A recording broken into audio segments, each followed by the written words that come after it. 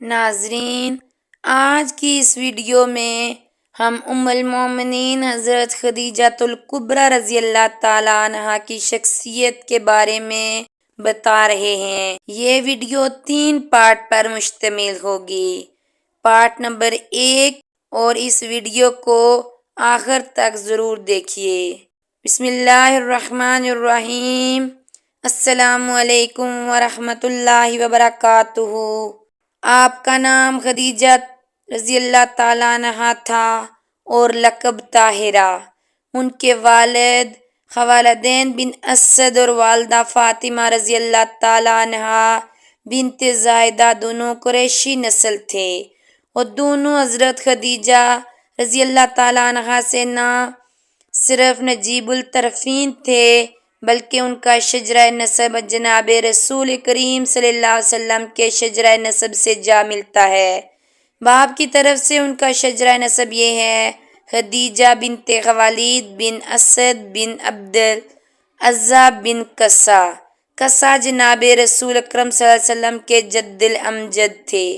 ماں کی طرف سے ان کا شجرہ نسب یہ ہے: خدیجہ بنت فاطمہ بنت زاہدہ بنت العاصم بن احرم بن رواحہ بن حجر بن عبدل بن مخیث بن عامر بن لوئی۔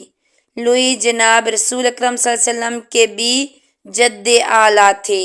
غرض ددیال و ننیال جس کی طرف نظر ڈالیں، خدیجۃ الکبریٰ رضی اللہ تعالیٰ عنہا کا حسب و نسب نہایت ارفع و اعلیٰ ثابت ہوگا۔ آپ کے والد خولید بن اسد بہت بڑے تاجر تھے اور عرب کے معززین قبائل بنی تمیم بنی کعب میں بڑی باعظمت شخصیت کے مالک تھے۔ اپنی خوش معاملاتی اور دیانتداری کی بدولت وہ تمام اہل قریش میں بے حد دل عزیز و محترم تھے۔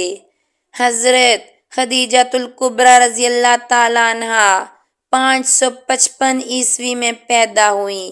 بچپن سے ہی آپ نہایت بہادر اور شریف الخیال تھی۔ جب حضرت خدیجۃ الکبریٰ رضی اللہ تعالیٰ عنہا سن شعور کو پہنچی تو آپ کی شادی ابو ہالہ بشام بن زرارہ تمیمی سے ہوئی۔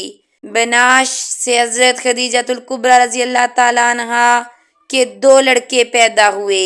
ایک کا نام ہالہ تھا جو زمانہ جاہلیت میں ہی مر گیا، دوسرے کا نام ہند تھا جو نبی اکرم صلی اللہ علیہ وسلم کے اصحاب میں شمار ہوئے اور جنگ جمل میں حضرت علی کرم اللہ وجہہ کی حمایت میں داد و شجاعت دیتے ہوئے شہید ہوئے۔ نباش کے انتقال کے بعد حضرت خدیجۃ الکبریٰ رضی اللہ تعالیٰ عنہا کی دوسری شادی عتیق بن عائد مخزومی سے ہوئی۔ ان سے بھی ایک لڑکی پیدا ہوئی جس کا نام ہند تھا۔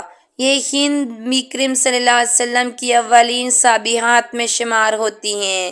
کچھ عرصہ بعد عتیق بن عائد بھی فوت ہو گئے۔ ایک روایت کے مطابق حضرت خدیجۃ الکبریٰ رضی اللہ تعالیٰ عنہا کا تیسرا نکاح ان کے ابن عم سیفی ابن امیہ کے ساتھ ہوا اور ان کے انتقال کے بعد انہیں جناب رسول کریم صلی اللہ علیہ وآلہ وسلم کا شرف زوجیت حاصل ہوا۔ لیکن بعض دوسری روایتوں میں ہے کہ حضرت خدیجۃ الکبریٰ رضی اللہ تعالیٰ عنہا کا تیسرا اور آخری نکاح جناب رسول کریم صلی اللہ علیہ وآلہ وسلم سے ہوا۔ نبی کریم صلی اللہ علیہ وسلم کے بالا زوجیت میں آنے سے بیشتر حضرت خدیجۃ الکبریٰ رضی اللہ تعالیٰ عنہا اپنی بیوگی کے ایام خلوت گزاری میں گزار رہی تھی۔ وہ اپنا زیادہ وقت خانہ کعبہ میں گزارتیں اور کچھ وقت اس زمانہ کی معزز قائمہ عورتوں میں سے صرف کرتی اور اس سے زمانے کے انقلاب پر وقتاً فوقتاً بحث کیا کرتی۔ قریش کے بڑے بڑے سرداروں نے انہیں نکاح کے پیغامات بھیجے، لیکن جب انہوں نے سب رد کر دیے کیونکہ بے درپے صدمات نے ان کی طبیعت دنیا سے اچاٹ کر دی تھی۔ ادھر ان کے والد ضعیف العمری کی وجہ سے اپنی وسیع تجارت کے انتظام سے عاجز آ گئے۔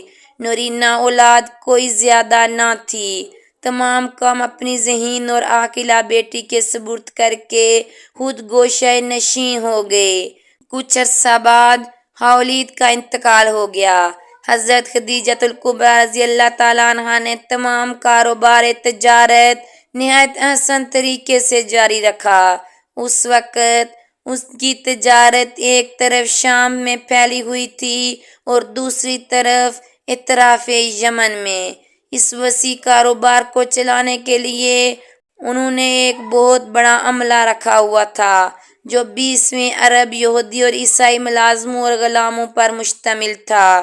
حسن تدبیر اور دیانتداری کی بدولت ان کی تجارت دن بدن ترقی کر رہی تھی اور اب ان کی نظریں ایک ایسے شخص کی متلاشی تھی جو بے حد قابل، ذہین اور دیانتدار ہو تاکہ وہ اپنے تمام ملازمین کو اس کی سرکردگی میں تجارتی قافلوں کے ہمراہ باہر بھیجا کریں۔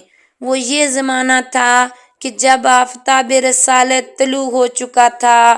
سرور کائنات صلی اللہ علیہ وسلم کی عمر ابھی 25 سال کی تھی کہ ان کی پاکیزہ اخلاق و صفات کا چرچا عرب کے گھر گھر میں پھیل چکا تھا۔ ساری قوم میں وہ امین کے لقب سے یاد کیے جاتے تھے۔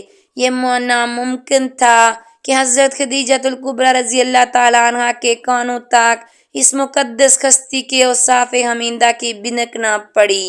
وہ اپنی تجارت کی نگرانی کے لیے ایک موصوف شخصیت کی متلاشی تھی۔ انہوں نے حضور اکرم صلی اللہ علیہ وسلم کو پیغام بھیجا کہ اگر میرا سامان تجارت شام تک لے جایا کریں تو دوسرے لوگوں سے جو چند معاوضہ آپ کو دیا کروں گی۔ حضور اکرم صلی اللہ علیہ وسلم ان دنوں اپنے چچا ابو طالب کے سرپرستی میں تھے۔ انہیں وقتاً فوقتاً حضرت خدیجۃ الکبریٰ رضی اللہ تعالیٰ عنہا کی تجارت کا حال معلوم ہوتا رہتا تھا۔ آپ صلی اللہ علیہ وسلم نے حضرت خدیجۃ الکبریٰ رضی اللہ تعالیٰ عنہا کا پیغام منظور فرما لیا اور اشیائے تجارت لے کر عازم بصرہ ہوئے۔ چلتے وقت حضرت خدیجۃ الکبریٰ رضی اللہ تعالیٰ عنہا نے اپنے غلام میسرہ کو بھی حضور اکرم صلی اللہ علیہ وسلم کے ساتھ کر دیا اور اسے تاکید کی کہ اثناء سفر میں حضور اکرم صلی اللہ علیہ وسلم کو کوئی تکلیف نہ ہونے پائے۔ ناظرین، اس سے آگے میں آپ کو اگلی ویڈیو میں معلومات دوں گی۔ اس طرح کی مزید ویڈیو دیکھنے کے لیے ہمارے چینل کو سبسکرائب کریں۔ شکریہ۔